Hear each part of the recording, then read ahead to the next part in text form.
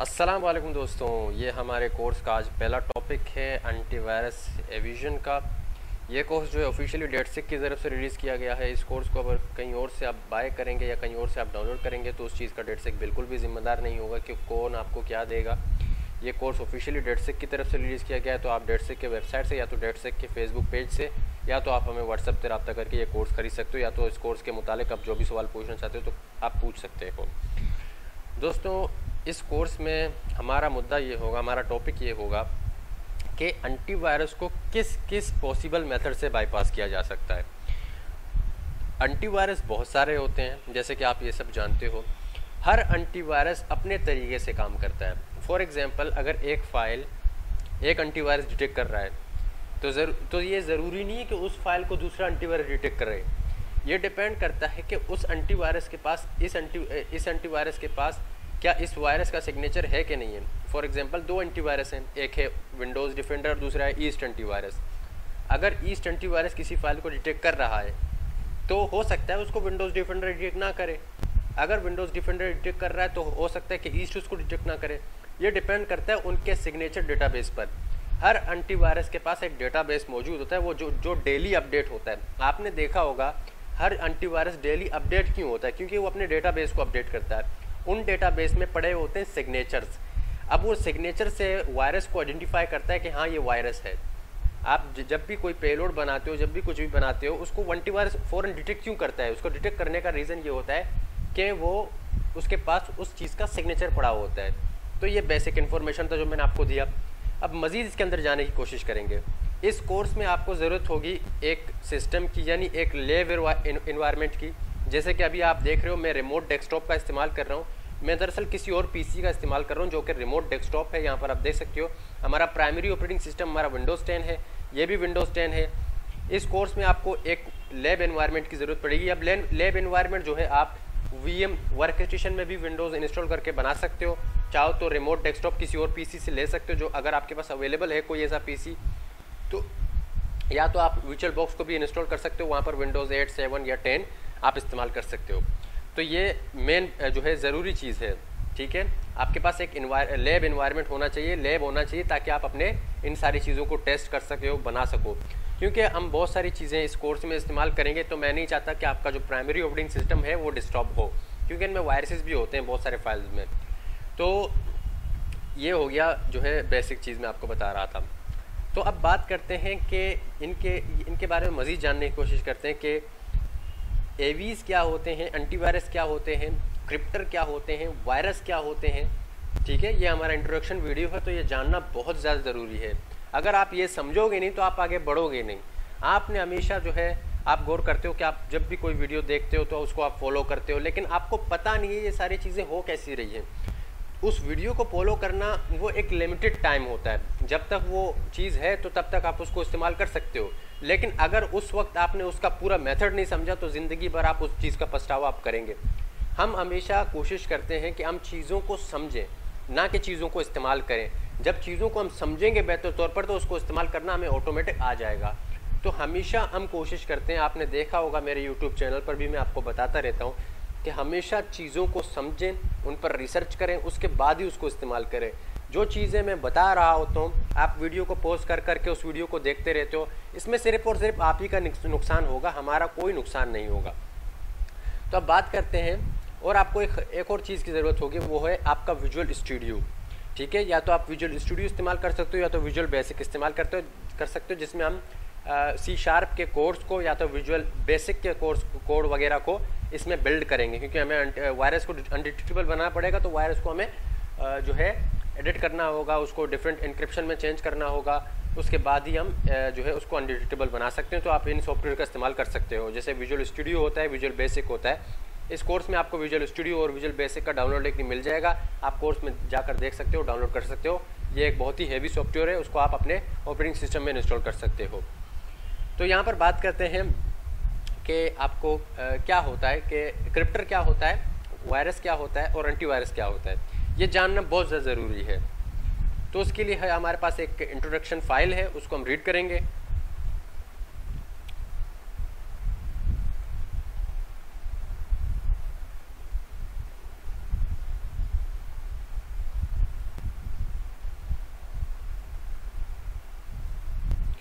तो introduction file में मैं आपको बता देता हूँ कि ये जो चीज़ें होती हैं ये क्या चीज़ हैं, इनको समझना बहुत ज़रूरी है। तो सबसे पहले बात करते हैं कि व्हाट इज़ क्रिप्टर। क्रिप्टर क्या होता है। आपने देखा होगा बहुत सारे लोग ऐसे होते हैं जो क्रिप्टर्स वगैरह के पीछे भागते हैं। क्रिप्टर एक किस्म का स्पेशल टूल होता है, ठीक है। What is a crypter? Okay, before we get into good stuff, let's first clear up all your question you have been having by really getting into all fundamental of crypter. सारे सवालात के जवाब आपको यहाँ मिल जाएंगे, ठीक है। What's the difference between a crypter and a packer? Crypter जो है वो अ क्रिप्टर इनक्रिप्ट्स योर फाइल। क्रिप्टर जो है वो इनक्रिप्ट करता है आपके फाइल्स को। जैसे मैंने अभी शुरुआत में आपको कहा कि हम कोशिश करेंगे वायरस को इनक्रिप्ट करने की। वायरस अगर इनक्रिप्ट होगा तो उसको एवीज डिटेक्ट नहीं कर पाएंगे। एवीज सिग्नेचर को डिटेक्ट करते हैं। जब भी आप कोई पेलोड बनाते हो, कोई वायरस बनाते हो, वो सिंपल फॉर्म में होता है जो कि ऑलरेडी डिटेक्टेबल हो चुका होता है। तो उसको इनक्रिप्ट करने के बाद, उसके स्ट्रिंग वगैरह को चेंज करने के बाद वो लेस अनडिटेक्टेबल हो जाता है। A crypter encrypt your file, a packer packs your file usually with the intention of making it similar size and sometime for undetectable और वायरस स्किन। पैकर एक अलग चीज़ होता है, क्रिप्टर एक अलग चीज़ होता है। याद रहे यहाँ पर मैं एक और एक चीज़ इंक्लूड कर रहा हूँ। एक होता है प्रोटेक्टर। प्रोटेक्टर एक अलग चीज़ होता है। प्रोटेक्टर क्या करता है कि आपके दो फाइल्स को प्रोटेक्ट करता है, ठीक है। फॉर एग्जाम्पल एक फाइल को पहले चलाता है तो दूसरे फाइल को बाद में चलाता है, जो आपका वायरस होता है। और एक और चीज़ मैं आपको पता चलो, एवीज एक फाइल को ज़्यादा देर तक स्कैन नहीं कर सकते हैं। फॉर एग्जांपल 10 सेकेंड या तो 10 सेकेंड या तो 20 सेकेंड, डिपेंड करता है वो कौन सा एवी है, यानी कौन सा एंटीवायरस है। एंटीवायरस को शॉर्ट फॉर्म में एवी बोलते हैं। तो क्रिप्टर का काम होता है वो आपके फाइल को इनक्रिप्टेड कर देता है। जो भी आप उसमें डालेंगे उसको इनक्रिप्टेड कर देगा, आपका जो EXE फाइल होता है, एग्जीक्यूटेबल फाइल। और पैकर का काम ये होता है कि वो आपके फाइल को जो है साइज़ में छोटा कर देता है और उसको अनडिटेक्टेबल बना देता है एक हद तक, ठीक है जी। वो आप जब भी उसमें कोई फाइल डालते हो तो उसके साइज़ को छोटा कर देता है। साइज़ को छोटा करने से बहुत सारे एंटीवायरस उसको डिटेक्ट नहीं कर पाते हैं। What's the difference between a run time and skin time? ये बहुत ही अहम टॉपिक है। रन टाइम क्या होता है, स्किन टाइम क्या होता है। एंटीवायरस में दो चीज़ें होती हैं, एक होता है रन टाइम, दूसरा होता है स्किन टाइम। फॉर एग्जाम्पल अगर आपके किसी फाइल को रन टाइम ने डिटेक्ट कर लिया और स्किन टाइम डिटेक्ट नहीं कर रहा है, कुछ ऐसे फाइल्स होते हैं जिनको स्किन टाइम डिटेक्ट करता है, रन टाइम डिटेक्ट कर लेता है। अगर जो फाइल स्किन टाइम पर डिटेक्ट हो गया तो समझ लेना वो रन टाइम पर डिटेक्ट हो जाएगा।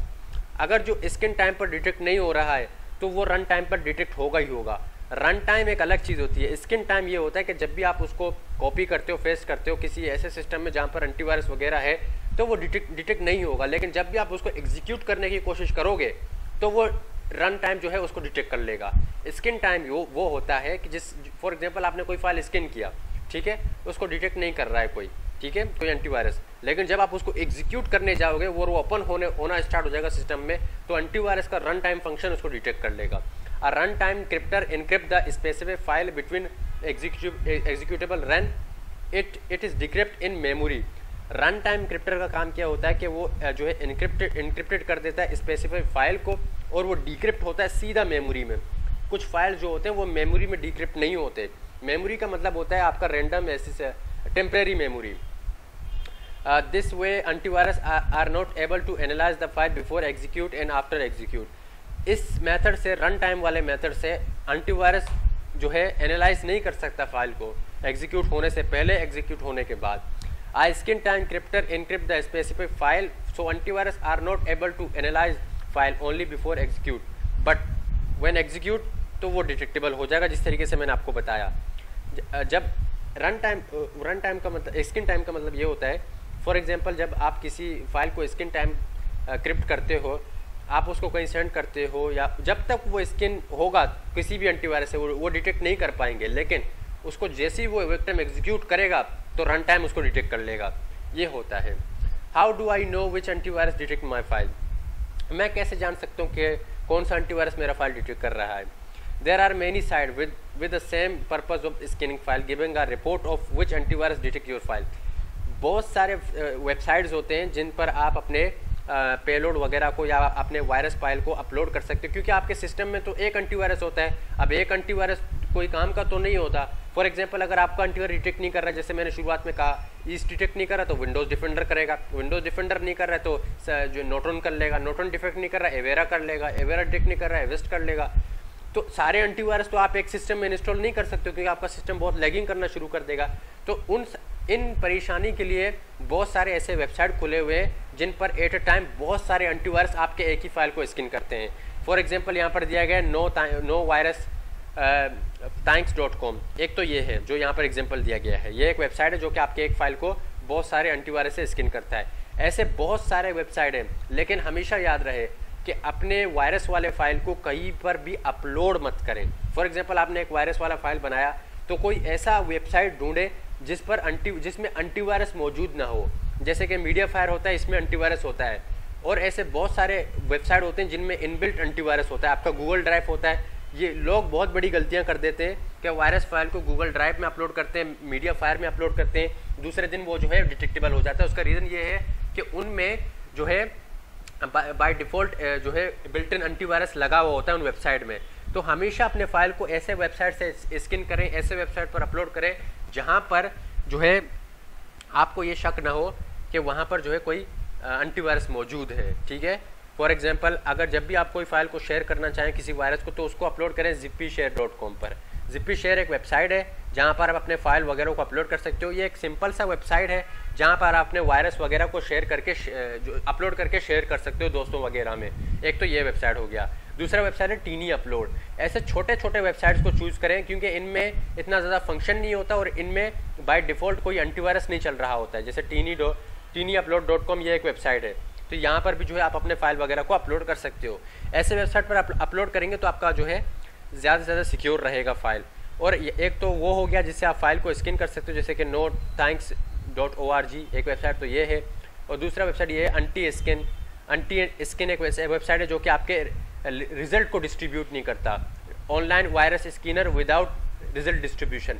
वायरस टोटल जो वेबसाइट है वो आपके रिजल्ट को डिस्ट्रीब्यूट कर देता है। फॉर एग्जांपल एक एंटीवायरस को डिटेक्ट कर रहा है तो दूसरे दिन उसको सारे एंटीवायरस डिटेक्ट करने लग जाएंगे। उसका रीज़न ये होता है कि वो फाइल्स को डिस्ट्रीब्यूट कर देता है सारे एंटीवायरस को। तो कभी भी ऐसे वेबसाइट को इस्तेमाल करके अपने वायरस वगैरह को स्किन मत करें। एक वेबसाइट तो ये है, एक वेबसाइट तो जो है आपको यहाँ मिल गया है, ठीक है। और एक और वेबसाइट मैं आपको बता देता हूँ यहाँ पर, एक वेबसाइट जो है स्पेरेल स्किनर, ये भी एक बेस्ट वेबसाइट है जिसको हैकर्स वगैरह बहुत ज़्यादा इस्तेमाल करते हैं अपने फाइल वगैरह को स्किन करने के लिए, जिसे स्पेरेल स्किनर बोलते हैं।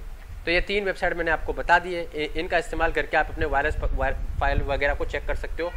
ठीक है जी। और ये 2 वेबसाइट है जिनमें आप वायरस वगैरह को अपलोड कर सकते हो।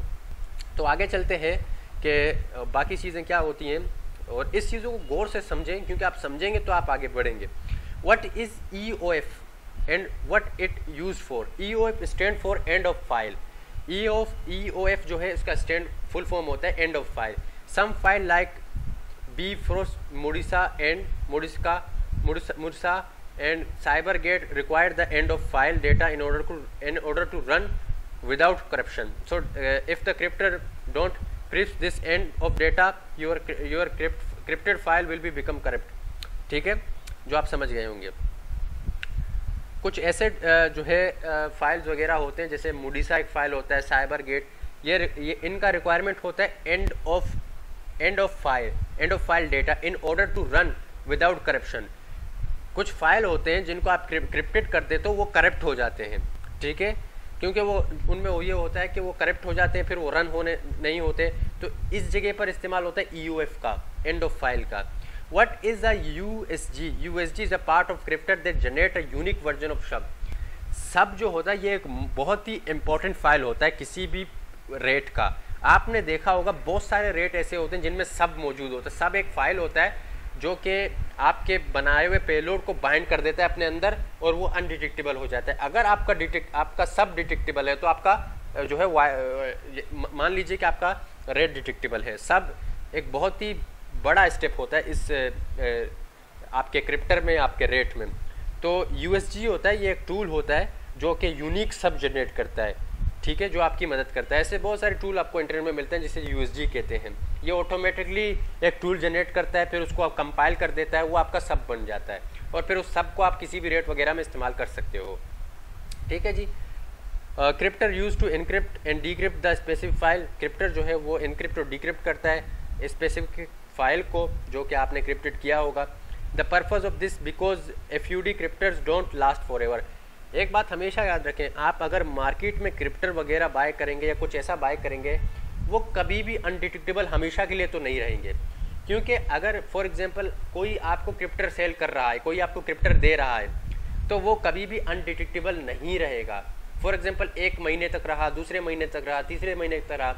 सबसे बड़ी चीज़ होती है प्राइवेट मेथड, जो इस कोर्स में आपको देखने को मिलेगा। मैं आपको क्रिप्टर पर ज़्यादा जोर नहीं दे रहा, क्यों? क्योंकि क्रिप्टर जो है वो पूरी ज़िंदगी अनडिटेक्टेबल नहीं रहेगा जिस तरीके से यहाँ पर लिखा हुआ है। Eventually crypter become detected by over a period of time. Crypter detectable हो जाता है कभी ना कभी, आज नहीं तो कल, कल नहीं तो परसों। तो कभी भी मार्केट से किसी भी इंसान से क्रिप्टर कभी भी बाय मत करें, क्योंकि वो डिस्ट्रीब्यूट हो जाते हैं और वो बंदा जो है सिर्फ आपको सेल नहीं करता, यही क्रिप्टर हज़ारों लोगों को सेल करता है। ठीक है जी। तो यहाँ पर होता है what is a file binder. File binder का भी बहुत बड़ा रोल होता है। कुछ ऐसे वायरसेस होते हैं या कुछ ऐसे एग्जीक्यूटेबल फाइल होते हैं जिनको आप रन करते हो, ठीक है जी, तो वो क्या होता है कि वो रन नहीं होते, या तो उनको स्क्रीन टाइम डिटेक्ट कर लेता है या तो रन टाइम डिटेक्ट कर लेता है। तो कुछ ऐसे कमांड्स वहाँ पर दिए जाते हैं कि for example antivirus, particular antivirus को डिसेबल करने के लिए जो कमांड्स इस्तेमाल होते हैं विंडोज़ में, रजिस्ट्री कमांड जिसको बोलते हैं। रजिस्ट्री एक चीज़ होती है विंडोज़ में, अगर आपको पता है तो मैं आपको दिखा देता हूँ। रजिस्ट्री यहाँ पर रन नहीं हो रहा, REGETIT रजिस्ट्री, ये एक कमांड होता है। इसमें सारे के सारे जो है आपके विंडोज़ के फंक्शंस मौजूद होते हैं। मैं आपको दिखा रहा हूँ, यहाँ पर आप देखें, सारे के सारे विंडोज़ फंक्शंस यहाँ पर मौजूद होते हैं जिनमें आप वैल्यूज़ को कम और ज़्यादा कर सकते हो। सारे जितने भी एप्लीकेशंस होते हैं, जितने भी फाइल्स होते हैं, जितने भी चीज़ें आपकी विंडोज़ ऑपरेटिंग सिस्टम में चल रही होती हैं, उनके वैल्यूज़ को, उनको डिसेबल करना, उनको इनेबल करना, उन सारे के सिस्टम यहाँ पर इस रजिस्ट्री एडिटर में मौजूद होते हैं। तो फाइल डिफेंडर इस चीज़ में बहुत काम आता है। फॉर एग्जांपल एक वायरस डिटेक्टेबल है और आप एक पर्टिकुलर एंटीवायरस को टारगेट बना रहे हो, जैसे कि नोटोन को, तो आप फाइल डिफेंडर से एक फ़ाइल जनरेट करोगे, एक फ़ाइल बनाओगे नोटोन एंटीवायरस को डिसेबल करने के लिए, तो वो नोटोन एंटीवायरस भी डिसेबल हो जाएगा और आपका फाइल भी एग्जीक्यूट हो जाएगा। तो उसके लिए आपको ज़रूरत होगी फाइल डिफेंडर की। ठीक है जी। और बाकी मज़ीद जो है ये पूरा आप खुद ही रीड करें तो आपको ज़्यादा नॉलेज मिलेगा, और मैं चाहता हूँ कि आप रीड करें तो इसमें आप ज़्यादा से ज़्यादा नॉलेज गेन करेंगे। तो यहाँ पर चंद बेसिक चीज़ें मैंने आपको बता दी, और मैं एक ख़ास चीज़ आपको बता दूँ कि हर एंटीवायरस अलग अलग पैटर्न पर वर्क करता है, और हर एंटीवायरस का एक अलग अलग डेटाबेस होता है। जैसे कि मैंने आपको शुरुआत में कहा कि हर एंटीवायरस अलग अलग पैटर्न पर वर्क करता है और अलग अलग डेटाबेस होता है। अब ज़रूरी नहीं है कि जो एंटीवायरस जैसे कि एक फाइल को ईस्ट डिटेक्ट कर रहा है तो उसको डिफेंडर डिटेक्ट ना करे, हो सकता है दोनों डिटेक्ट करे, हो सकता है एक डिटेक्ट करे, हो सकता है कोई डिटेक्ट ना करे। ठीक है, क्योंकि हर किसी का डेटाबेस अलग अलग होता है और वो डेली अपडेट होते रहते हैं। ठीक है जी। और एंटीवायरस का काम ही यही होता है कि वायरसेस पर रिसर्च करना। तो वो दिन भर जो उनके डेवलपर होते हैं, तो उनके डेवलपर का काम ही यही होता है कि डेली वायरसेस के बारे में रिसर्च करना और अपने डेटाबेस को अपडेट करना। ठीक है जी। और एक और चीज़ मैं आपको बता दूं, यहाँ पर बात सिर्फ रन टाइम, स्क्रीन टाइम की नहीं है, यहाँ पर बात है फाइल बिहेवियर की भी, फाइल बिहेवियर, नेटवर्क बिहेवियर। ठीक है जी। और एक चीज़ होती है कि अगर फॉर एग्जांपल आपका फाइल रन टाइम में डिटेक्ट ना हुआ, स्क्रीन टाइम में भी डिटेक्ट ना हुआ, तो एंटीवायरस आपके वायरस को इस तरीके से भी आइडेंटिफाई कर सकता है कि वो फाइल कहाँ कहाँ जा रहा है, वो फाइल सिस्टम में क्या क्या एग्जीक्यूट कर रहा है। तो इसको कहते हैं फाइल बिहेवियर। ये एंटीवायरस का बिल्ट इन फंक्शन होता है जो एंटीवायरस में मौजूद होता है। एक तो ये हो गया। और नेटवर्क बिहेवियर ये होता है कि आप TCP UDP पोर्ट वगैरह इस्तेमाल करते हो, तो जब भी आप किसी फाइल को एग्जीक्यूट करवाते हो तो एंटीवायरस उस विक्टिम के सामने एक चीज़ आता है कि आप इसको अलाउ करते हो नहीं करते हो, तो ये नेटवर्क बिहेवियर होता है। तो इन चीज़ों को हमेशा ध्यान में रखें। तो उम्मीद दोस्तों ये वीडियो आपको पसंद आया होगा। तो फिलहाल मुझे दीजिए इजाज़त, इंशाल्लाह फिर मिलेंगे नेक्स्ट टॉपिक में। अल्लाह हाफिज़।